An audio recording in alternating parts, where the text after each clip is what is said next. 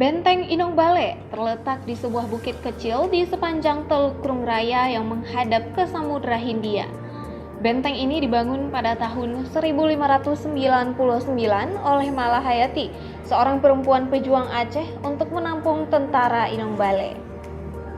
Selain sebagai sebuah benteng, Benteng Inong Bale juga berfungsi sebagai akomodasi bagi janda yang suaminya terbunuh dalam pertempuran. Benteng ini juga sebagai fasilitas pelatihan militer bagi Malahayati melatih tentara wanita kerajaan Aceh dan sebagai sebuah pusat logistik militer. Benteng ini memiliki struktur persegi panjang berukuran sekitar 60 meter x 40 meter dengan dinding batu melingkar setebal 2 meter dan tinggi 2,5 meter.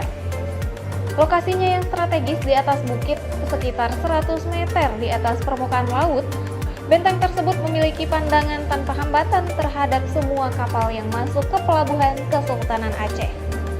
Oleh karena itu, tentara Inong Bale dapat dengan mudah menyerang kapal perang Portugis dan Belanda.